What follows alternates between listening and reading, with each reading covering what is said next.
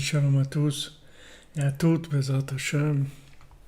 Une excellente journée, un excellent mois de Elul, une préparation pour Rosh Hashanah.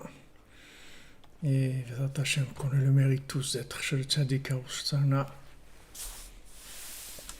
Que Bezrat Hashem, cette étude-là de la Torah 6, elle amène toutes les délivrances qu'il faut pour ce mois d'Elul.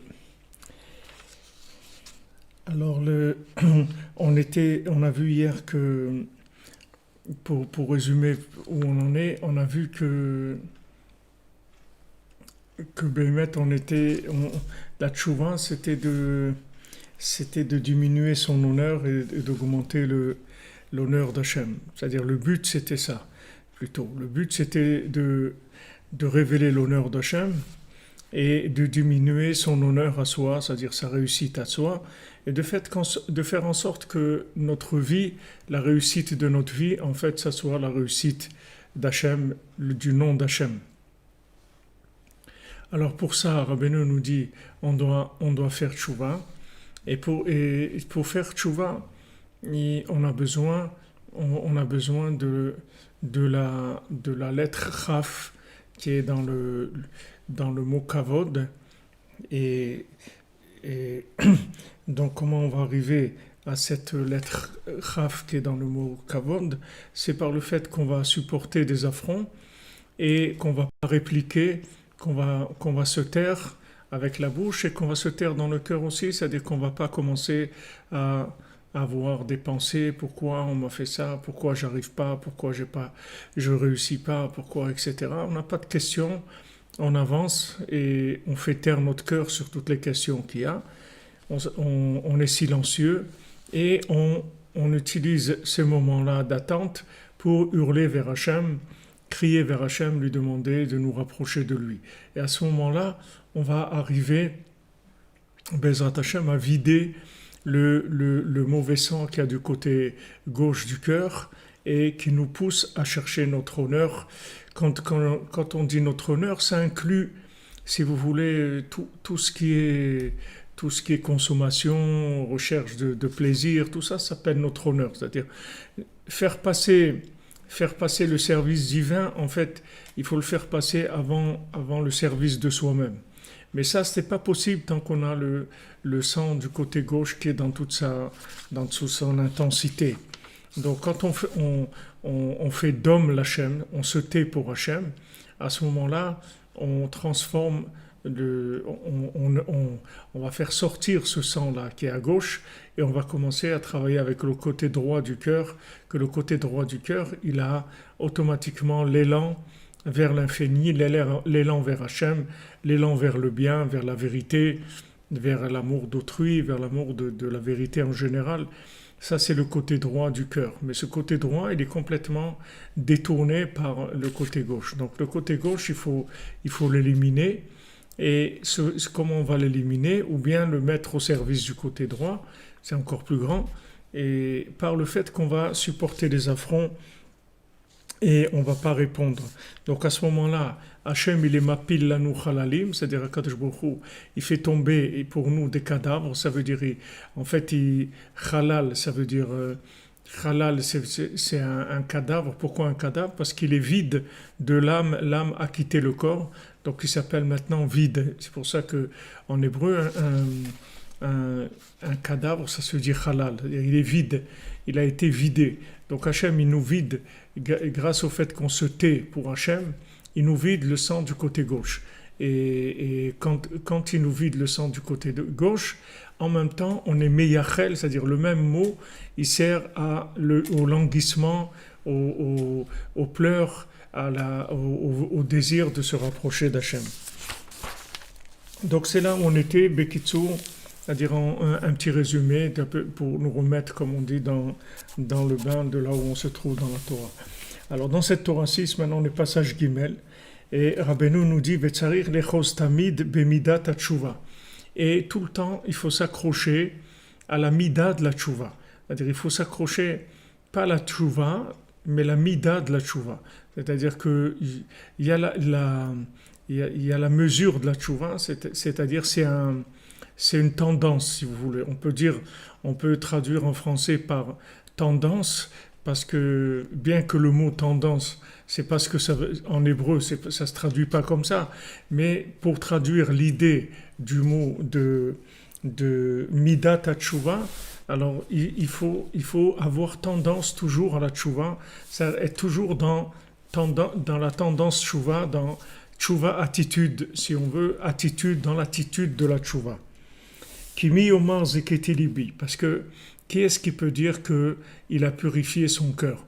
Maintenant, ça veut dire on passe à un deuxième niveau. C'est-à-dire le premier niveau, c'était de dire voilà, on est loin, on n'a pas, on connaît pas Hachem, notre vie, elle est loin d'Hachem, on est plein de consommation, etc. Maintenant qu'on est sorti de ça, plus ou moins, c'est-à-dire qu'on est déjà enclenché dans le principe du retour vers l'honneur d'Hachem, du retour vers le kavod d'Hachem, c'est-à-dire d'utiliser tout ce qu'on peut avoir pour l'honneur d'Hachem, que ce soit nos forces physiques ou notre grâce physique, ou notre savoir parler, ou notre intelligence, ou notre argent, ou tout ce qu'on a, le mettre au service d'Hachem.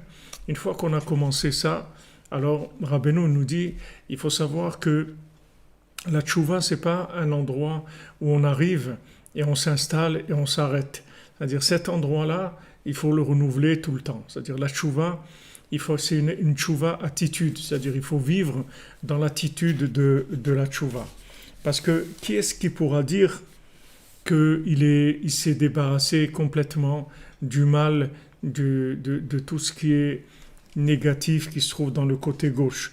Parce que même quand quelqu'un dit Chatati aviti pashati, même quand il dit à Hachem, regarde Hachem, j'ai fauté, j'ai transgressé, j'ai fait des bêtises, même ça, il peut pas le dire de façon parfaite, c'est-à-dire de tout son cœur.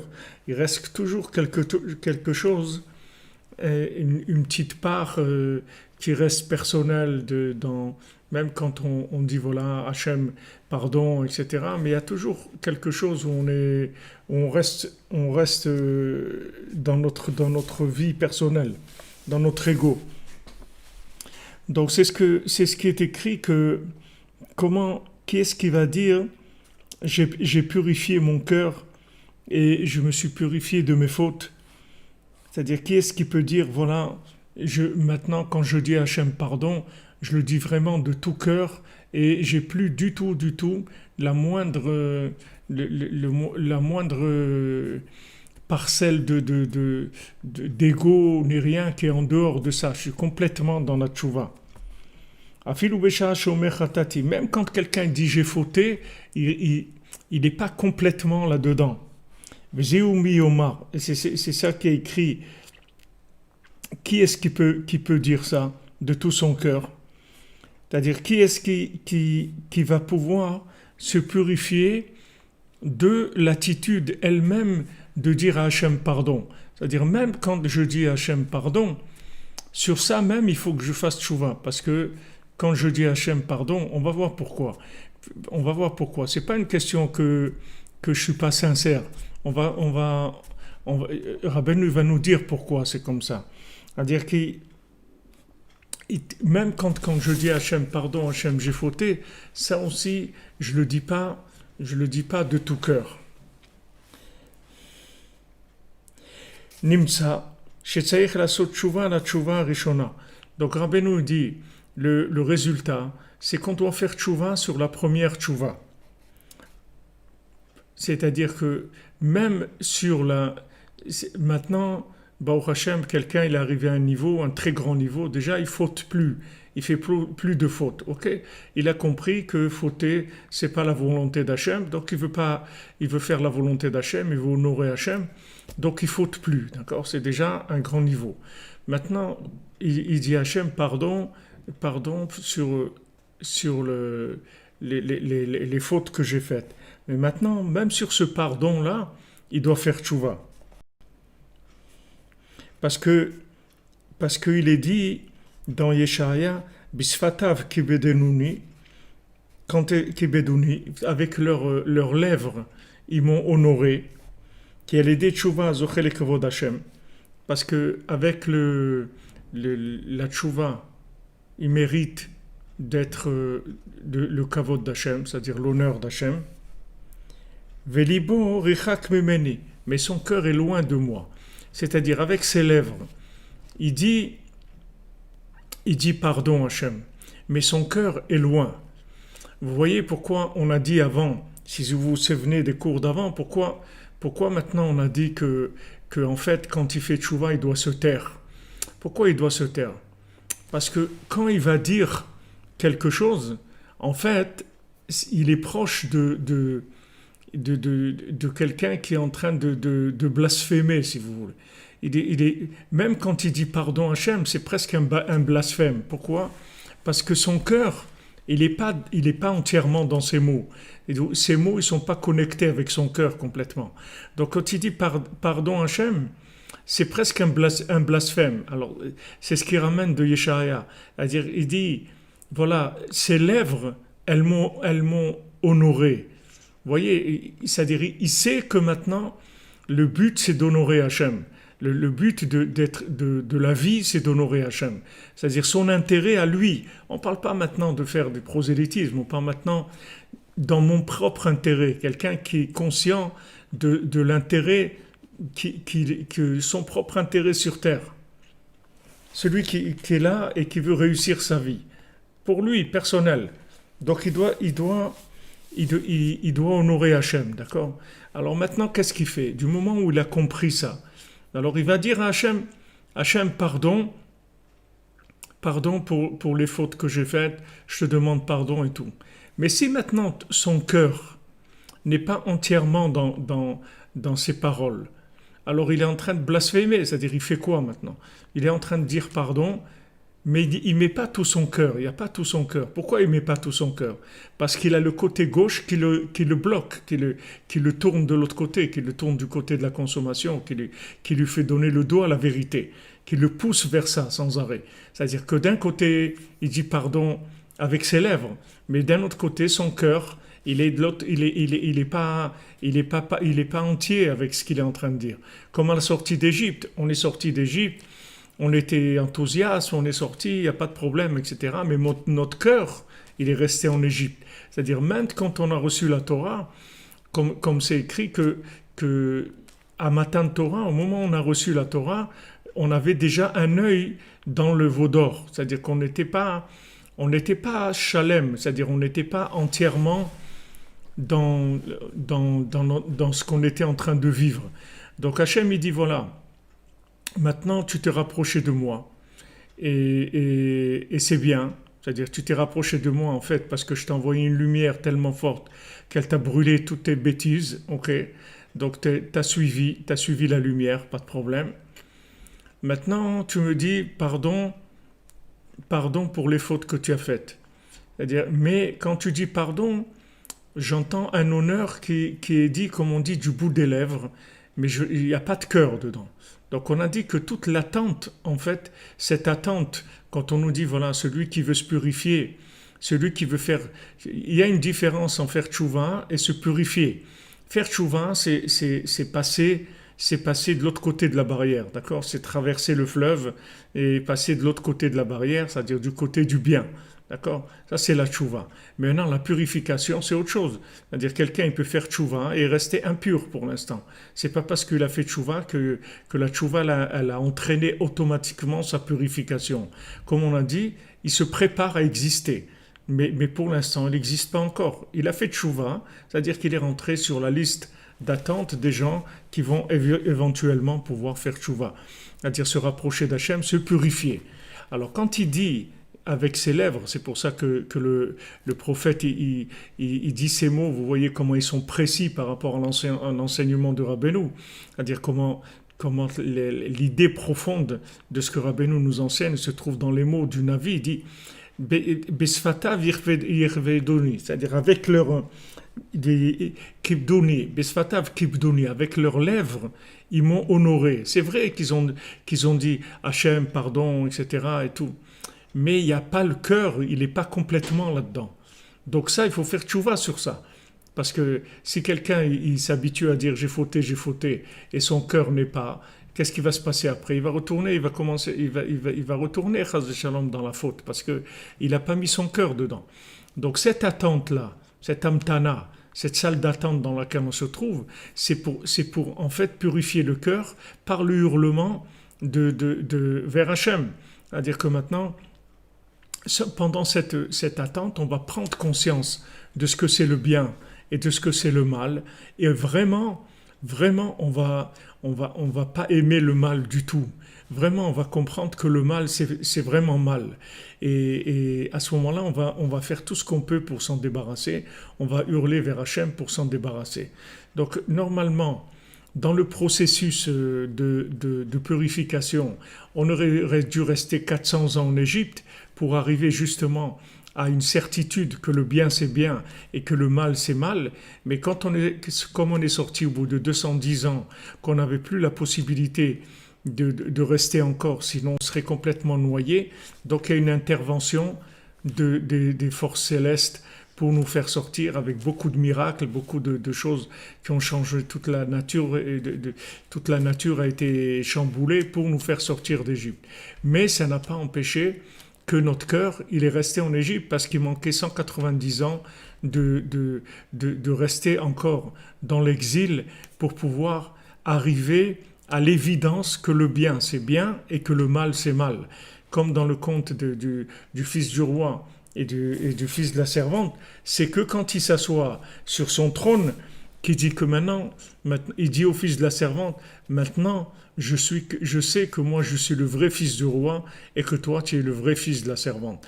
Tant qu'il n'était pas arrivé à s'asseoir sur le trône, comme on a dit ici, Adam, Yoshev al-Kissé, l'homme qui s'assoit sur le trône, c'est-à-dire celui qui est arrivé à Adam, Aleph, Dam, alors lui s'assoit sur le trône, c'est-à-dire tant que j'ai pas fait sortir ma royauté, la royauté qui est en moi, qu'est-ce que c'est la royauté qui est en moi? C'est la capacité de faire régner Hachem dans le monde, comme David Ameller. Il est le Melech HaMashiach, David Melech Israël Chai Vekayam, David Melech Israël, c'est lui le Mashiach, c'est-à-dire il a la capacité de faire régner Hachem dans le monde. Donc maintenant, quand réussir à faire sortir le côté messianique qui est en moi, c'est-à-dire j'ai utilisé mes énergies, je les ai canalisées, je les ai mises en place pour pouvoir maintenant créer toute une structure d'honneur d'Hachem. Ça, c'est quand mon cœur, il est complètement dedans. Comme David Ameller, il a dit, Libi halal bekerbi, mon cœur, le côté gauche de mon cœur, il est vide complètement.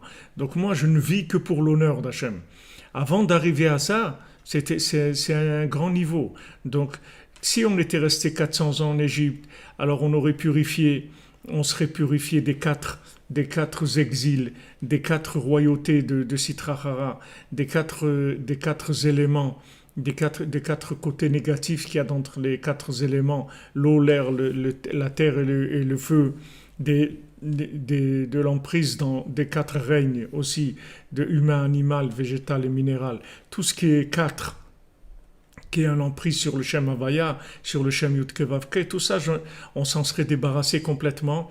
On serait arrivé, si vous voulez, à une maturité mentale, à une maturité de la vérité. On serait arrivé on a tous, Baruch Hashem, si on est là maintenant à 5 heures du matin, en train d'essayer de trouver une connexion avec Dieu, c'est que on est conscient de la vérité. On est conscient, on connaît la vérité, on a des aspirations vers la vérité. Mais maintenant, ce que Rabbeinu il veut nous aider, Rabbi Nachman il veut nous aider, c'est que tout notre cœur il soit dedans. C'est-à-dire qu'on vive la vérité avec tout notre cœur, qui est plus ce côté-là, si vous voulez, mitigé, ce côté, comme on dit, mi-figue, mi-raisin, que ce soit pas un peu comme ça, qu'on soit complètement dedans. C'est ce qu'on n'a pas réussi en sortant d'Égypte parce qu'on est sorti de façon prématurée. Donc, comme on est sorti de façon prématurée, on a été ébloui par les miracles, mais notre cœur, il n'a pas suivi. Parce que les miracles, ça fait pas mettre le cœur. Même quelqu'un qui voit des miracles dans sa vie et qui a été sauvé par des miracles, c'est pas ça qui va faire qu'il va mettre son cœur dans la tchouva. Même s'il a eu des miracles. Même quelqu'un, il a eu, combien de gens ils ont fait tchouva parce qu'ils ont eu des miracles dans leur vie. Soit, chas v'shalom, ils ont eu un accident de voiture où ils sont sortis indemnes, soit ils ont vu des miracles, soit ils sont soignés d'une maladie incurable. Ils ont vu des miracles. Mais ça n'empêche pas que le fait que quelqu'un voit des miracles, c'est pas ça qui va qui va faire mettre son cœur dans la tchouva. Pour mettre le cœur dans la tchouva, béhémet, il faut hurler du fond du cœur et se taire, c'est-à-dire ne pas commencer à dire des mots qui sont pas en rapport avec notre cœur. Donc c'est pour ça que Hachem il dit, avec leurs lèvres, ils m'ont honoré. C'est-à-dire que ils m'ont honoré du bout des lèvres, mais leur cœur, il n'était pas avec moi. Donc maintenant, il faut faire tchouva sur ça. C'est-à-dire que maintenant, il faut arranger cette chose-là. Il ne faut plus parler du bout des lèvres. Il faut dire clairement, c'est-à-dire quand je dis les mots, il faut que ces mots ils viennent de mon cœur. Alors quand je vais dire des mots de mon cœur, c'est sûr que ça va marcher. D'abord, je vais arriver à convaincre Hachem, c'est-à-dire je vais arriver à ce que ma prière, elle soit reçue, elle soit acceptée parce qu'elle vient de mon cœur, comme Hachem il dit. Il est proche de tout celui qui l'appelle vraiment, c'est-à-dire qui met tout son cœur. On va être proche du tzaddik, on va être proche du bien qui est en nous, on va le libérer de l'emprise de toutes les addictions de ce monde, de tout le binaire de ce monde. Donc vous voyez, c'est précis, c'est-à-dire le Navi, il nous dit quelque chose, le prophète, de très précis, c'est-à-dire les lèvres, elles m'ont honoré. Mais le cœur, il est loin encore. Il y a un petit peu de cœur, bon, Hachem, mais il est loin encore. Tout ce qu'on essaye là de faire, pourquoi on est là, pourquoi on fait Chatzot, pourquoi on fait c'est pour essayer de mettre notre cœur, c'est-à-dire d'y mettre notre cœur, parce que si on a mis notre cœur, ça y est, c'est fini, on est rentré dans autre chose complètement, un autre niveau complètement. Maintenant, même si quelqu'un sait qu'il a fait une tchouva complète, c'est-à-dire c'est un grand niveau. C'est-à-dire il sait que maintenant, Baruch Hashem, mais on a fait tchouva, ça y est, on fait plus de bêtises. C'est-à-dire du moins de façon consciente. On va pas faire des bêtises consciemment. Ça y est, on a réglé ça, d'accord? Afal piken, ça y est, la tchouva rishona. Même si quelqu'un maintenant il fait plus d'avérotes, il fait plus de bêtises, il doit faire tchouva sur sa première tchouva. Alors Rabbeinu, il va nous expliquer pourquoi. Ce que je vous ai dit tout à l'heure, que Rabbeinu va nous dire pourquoi c'est comme ça. Pourquoi on a besoin de cette dynamique de la tchouva sur la tchouva tout le temps. Pourquoi on doit rentrer dans ce statut de tchouva attitude. Pourquoi on doit rentrer là-dedans, dans la tchouva permanente. Kimitrila kesheasa tchouva, sa lefi asagato. Parce qu'au début, quand il a fait tchouva, il a fait selon sa compréhension d'Hachem, d'accord? À dire, voilà, maintenant j'ai fait tchouva, c'est-à-dire je suis revenu vers Hachem, je suis devenu vers Hachem, d'après comme je conçois Hachem maintenant, d'accord? À dire, il y a eu des miracles, Hachem il m'a fait des grands miracles, etc. Donc je suis sorti d'Égypte et je prends la route du désert, la route de Eretz Israël, je suis Moshe Rabbeinu, on y va, d'accord? Mais maintenant, c'est-à-dire que maintenant, dans mon cœur, comment je conçois Hachem? Comme c'est écrit, Noda Basha'arim Ba'ala. C'est-à-dire Hachem, il est connu dans les portes de mon cœur. Alors, nos sages, ils nous disent, Sha'arim, ne lis pas She'arim, lis She'urim. She'urim, ça veut dire des mesures. C'est-à-dire, Kolman, comme le Zohar dit, Kolman kefunman de Shechaer belibé. Chacun, combien il mesure dans son cœur. On ne peut pas dire à quelqu'un, voilà ce que ça représente Dieu pour moi. Parce que c'est quelque chose qui ne peut pas se mettre dans du binaire. C'est une sensation, c'est une argacha, c'est quelque chose que je ressens. Je ressens la grandeur de Dieu. Je ressens la grandeur de Dieu. Donc quand j'ai fait tchouva, je l'ai fait tchouva par rapport à un ressentir de ce que ça représentait Dieu à mon niveau, d'accord? Mais comme maintenant, j'ai une partie de mon cœur qui est restée en arrière, c'est-à-dire qui est resté en Égypte. Donc c'est impossible que le concept que j'ai d'Hachem dans mon cœur, il soit parfait. Ça aussi, entre parenthèses, par rapport à ce qu'on est en train de dire, quand c'est écrit Noda Basharim Baala, c'est-à-dire que Hachem, il est connu dans les parois du cœur de son mari, c'est-à-dire c'est quelque chose qu'on dit pour la femme virtueuse, c'est-à-dire qu'en fait celui qui a le mérite d'avoir une femme kshera et qu'il est béchalom avec elle et qu'il est arrivé à ce qu'on est en train de faire maintenant tikkun abrit, c'est-à-dire la réparation de l'alliance qui est le but de l'étude de notre Torah Vav maintenant, celui qui arrive à ça, alors en fait sa femme elle va l'aider à connaître Hachem dans son cœur, c'est-à-dire elle va l'aider à avoir la véritable sensation d'Hachem, en tout cas au maximum de ce qu'il peut aujourd'hui. Et il va faire tchouva tout le temps, il va refaire tchouva, c'est-à-dire que maintenant, chaque fois qu'il va faire une ponction sur le côté gauche du cœur, par le fait qu'il a subi un affront et qu'il n'a pas répondu, alors il va vider le côté gauche. Une fois qu'il va vider le côté gauche, c'est comme s'il enlève, c'est en fait ce côté gauche, c'est le prépuce du cœur. C'est le prépuce qu'il y a sur le cœur. Que Rabbeinu dit, il rapporte ça dans la Torah 141 du côté Moran, de Elul aussi, où il dit que c'est le mois où on enlève le prépuce qu'il y a sur le cœur. Alors ce prépuce qu'il y a sur le cœur, c'est comme une cataracte devant les yeux, ça empêche de voir. Donc chaque fois que je vais vider un petit peu le sang du côté gauche, en fait je vais avoir une vision plus grande de l'infini. Parce que ce côté gauche, il me bloque l'accès à l'infini. Même si je suis d'accord que Dieu, c'est lui qui dirige tout, et tout ce qui se passe dans ma vie, c'est Dieu et tout. Mais ça veut dire quoi dans mon cœur? C'est-à-dire, dans mon cœur, ça veut dire quoi? Quelle est la traduction dans le côté sensible? Dans le côté sensible, c'est-à-dire quel est dans le côté émotionnel, comment je ressens la présence divine? C'est ça qui compte. C'est à ça qu'il faut arriver. Donc il va y avoir si vous voulez, un travail permanent. C'est-à-dire que je vais faire tchouva d'après comment je ressens Hachem maintenant.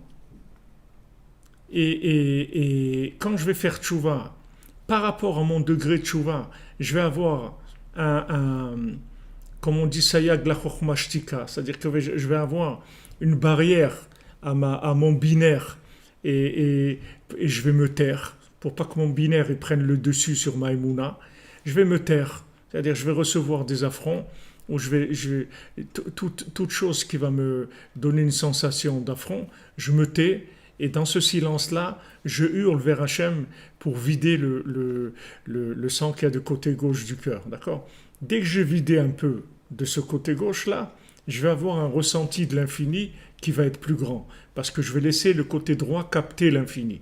Le côté droit du cœur, il peut capter l'infini. C'est-à-dire qu'on a la possibilité avec le côté droit du cœur de nous brancher, de nous brancher sur l'infini, de capter l'infini dans notre cœur.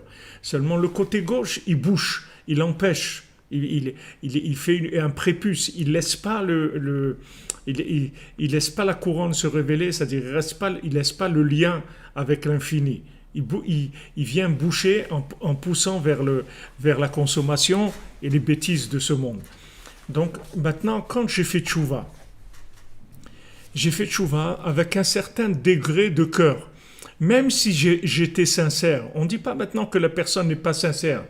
La personne, elle est sincère. Mais elle est sincère par rapport à quoi? Et la personne dit, mais moi, je vous promets, j'ai mis tout mon cœur. Mais qu'est-ce que ça veut dire tout ton cœur? Tout ton cœur, il est bouché à 90%. Qu'est-ce que ça veut dire tu as mis tout ton cœur? Tu as mis tout ton cœur de ce que c'était ton cœur à ce moment-là. C'est-à-dire qu'il était la capacité de la lumière que le côté droit il arrivait à voir à travers l'obscurité du côté gauche. D'accord? Donc il arrivait à avoir un peu de lumière, il a fait tchouva et il est sincère. Mais il est sincère par rapport à ce qu'il ressent maintenant. Maintenant qu'il a fait tchouva et qu'il a commencé à ponctionner le côté gauche, donc il va avoir une conscience d'Hachem plus grande, un ressenti d'Hachem plus grand. Donc maintenant, il doit faire tchouva sur sa première tchouva. Parce que quand il a fait tchouva au début, qu'il a dit pardon à Hachem, il a dit pardon à Hachem par rapport à son concept d'Hachem à ce moment-là. Comment il concevait Hachem à ce moment-là. Mais maintenant qu'il a vidé un peu le côté gauche et qu'il a une conception de l'infini qui est plus grande, alors il doit faire tchouva sur la tchouva qu'il a faite. Parce que quand il a dit pardon, il s'est pas rendu compte. Il s'est pas rendu compte de devant qui il disait pardon. On peut dire pardon, mais c'est binaire, c'est parce qu'on a compris que c'est pas bien, c'est tout. Alors on dit pardon. Mais est-ce que maintenant j'ai dit pardon et j'ai honte? Est-ce que j'ai honte quand je dis pardon? Comme Rabbeinu l'a dit à Rabbi Nathan une fois, il lui a dit, tu as honte des fois? Il a demandé à Rabbi Nathan, il lui a dit, tu as honte des fois d'Hachem? Est-ce que tu as honte? Et Rabbeinu lui a dit, moi, j'ai tellement honte d'Hachem que des fois, je suis debout, ça me paralyse, je ne peux même pas bouger, tellement j'ai honte d'Hachem. Parce que aussi, avoir honte, il y a des milliers de niveaux de honte. Plus maintenant tu vas te débarrasser du sang négatif du côté gauche, plus la honte par rapport au mal, elle va grandir. Plus tu vas avoir honte d'avoir fait du mal. Donc tu es obligé de rentrer dans une dynamique permanente. Et c'est pour ça que tu dois avoir tchouva attitude. Attitude tchouva, c'est-à-dire que maintenant tu fais tchouva sur ta tchouva. Parce que maintenant que tu as fait tchouva, donc tu vas te libérer petit à petit un petit peu du sang du côté gauche, ça va te faire ressentir l'infini et tu vas avoir plus honte d'avoir fait des bêtises qu'avant. Et quand tu vas avoir plus honte, après tu vas faire tchouva. Et comme ça encore, tu vas vider. Et chaque fois que tu vas vider, tu auras encore plus honte. C'est-à-dire quand tu vas dire pardon, ça sera un pardon encore plus sincère, encore plus profond, dans une sincérité plus profonde. C'est pas que la personne elle n'est pas sincère. Je vous le répète, la personne elle est sincère, mais elle est sincère par rapport à ce qu'elle ressent. Comme maintenant elle a le cœur qui est bouché, alors elle ressent un petit peu. Donc elle est sincère, ça veut dire un petit peu, avec ce petit peu-là. Elle est sincère. Mais maintenant, quand elle va faire tchouva, elle va devenir plus sincère. Donc elle va être plus sincère, elle va ressentir la honte du mal beaucoup plus fort. D'accord? J'espère que je me suis bien expliqué, que je suis arrivé à bien expliquer. Je pense que ça a l'air clair. Alors, Bevadaï ou Makir ou Masig Yoter d'Hachem Idbar. Donc maintenant que je fais tchouva, donc je connais plus Hachem. Je connaissais plus Hachem.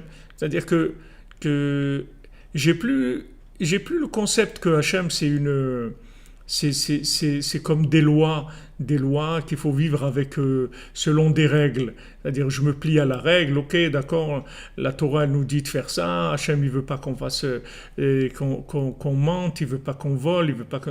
Ok, mais c'est binaire comme tchouva, c'est une tchouva binaire.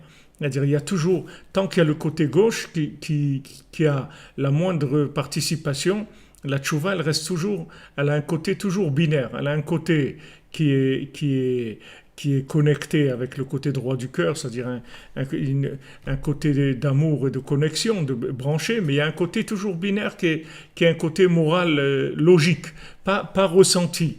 Donc ça, il faut l'arranger, ça. Et ça, c'est un travail d'une vie entière. C'est pour ça que chaque fois, on doit faire tchouva sur la tchouva. On ne peut pas s'arrêter. Nimsa, les Féasigato Shemasig Arshav.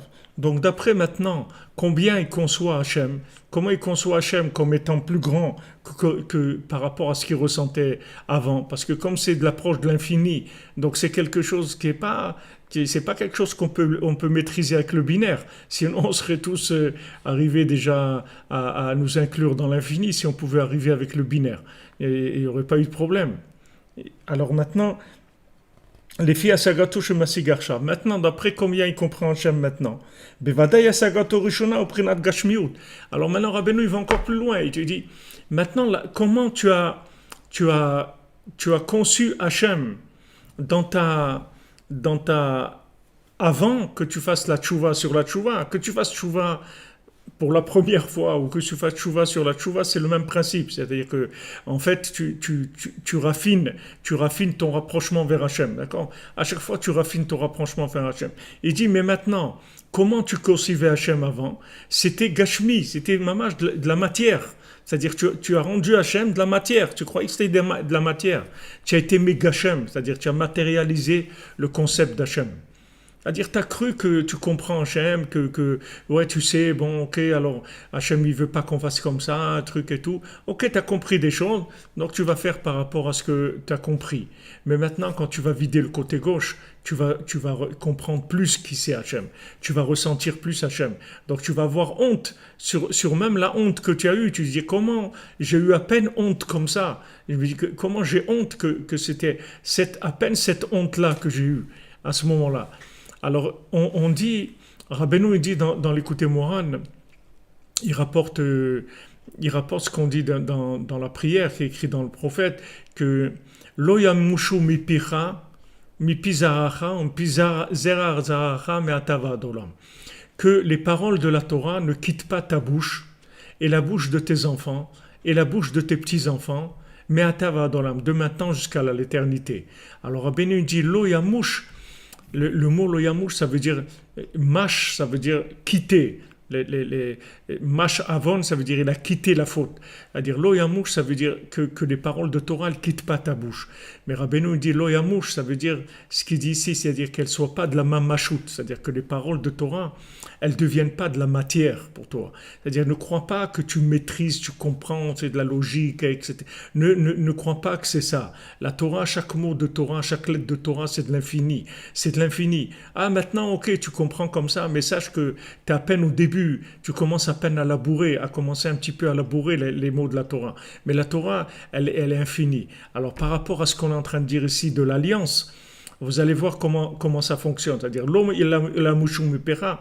Maintenant, comment tu veux arriver à ce que les paroles de Torah, elles ne quittent pas ta bouche, c'est-à-dire que les paroles de Torah, elles ne soient pas de matériel, que tu matérialises pas la Torah, par le fait que maintenant, les paroles de Torah, tu vas arriver à les transmettre à tes enfants et à tes petits-enfants.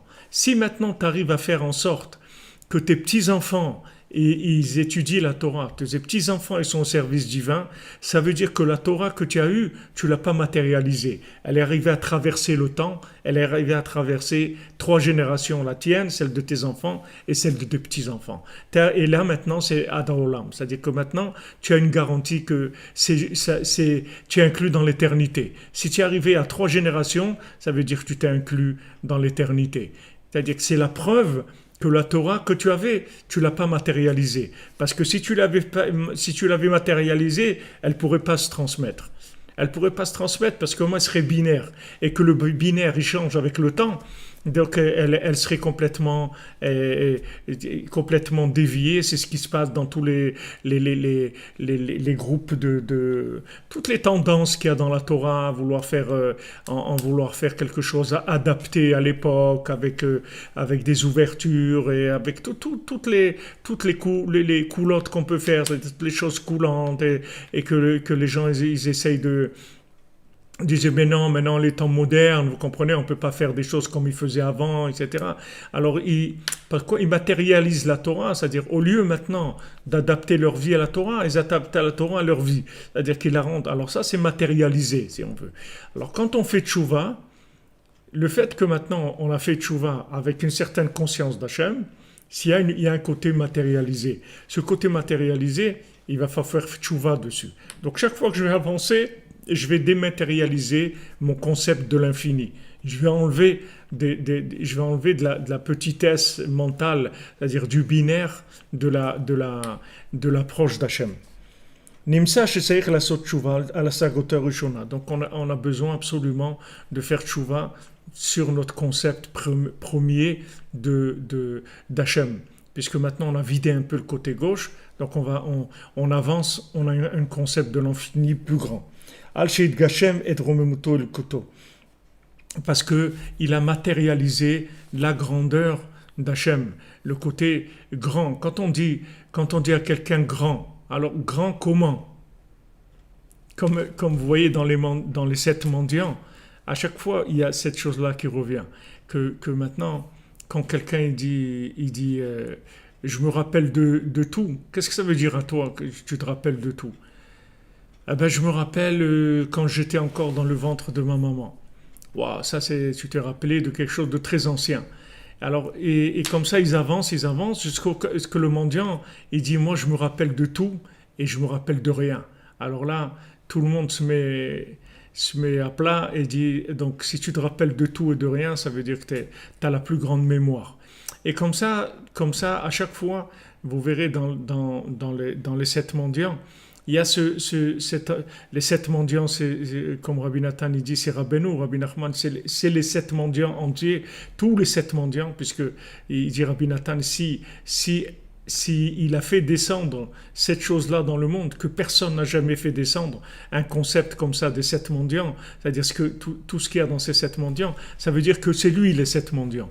Lui, il a les sept mendiants, ça veut dire par rapport aux sept sphirotes, il a une maîtrise totale, ce qui est arrivé proche de l'infini. Alors vous verrez dans tous les mendiants, ils ont comme ça atteint le maximum. Alors quelqu'un, par exemple à un moment, le mendiant il dit, ils sont en train de discuter que chacun il a de la connaissance, de la sagesse et tout. Alors il demande, tu es sage comme quoi? Alors il y en a un qui est sage comme une heure. Et il y en a un qui dit, moi je suis sage comme un jour. Wow, un jour c'est très grand. Alors le mendiant, il demande, il dit, tu es sage comme quel jour? Alors quand il pose cette question, il voit que c'est le plus sage de tous. C'est-à-dire que c'est la chose poussée complètement au bout, jusqu'à l'infini. C'est à cette chouva qu'on doit arriver. C'est-à-dire qu'à chaque fois on purifie le côté gauche, on vide un peu le côté gauche par le fait qu'on supporte les affronts et qu'on ne répond pas, ni avec notre bouche, ni avec notre cœur.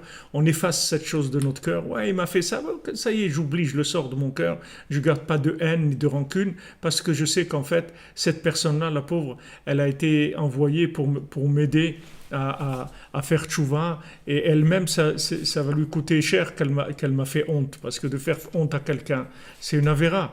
Lui, il a fait une avéra. Pourquoi maintenant il a fait ça? On ne sait pas, c'est son problème caché. Mais moi, je dois sortir ça de mon cœur.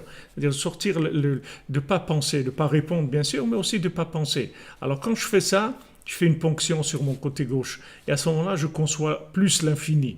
C'est-à-dire mon côté droit du cœur, il peut s'ouvrir et avoir une sensation de l'infini plus grande. Donc quand je vais avoir une sensation de l'infini plus grande, je vais avoir honte de ma tchouva elle-même. Je vais voir ma tchouva, je vais dire, mais c'est quoi cette tchouva que je faisais? Comment je faisais ma prière? Comment je faisais attention à la cacheroute, de manger n'importe quoi, soi-disant, ouais, truc, bon, ok, j'ai pas mangé de la viande pas cachère, j'étais dans un restaurant qui est pas cachère, mais en fait, j'ai pris que du poisson, et j'ai pris que des œufs, et que des...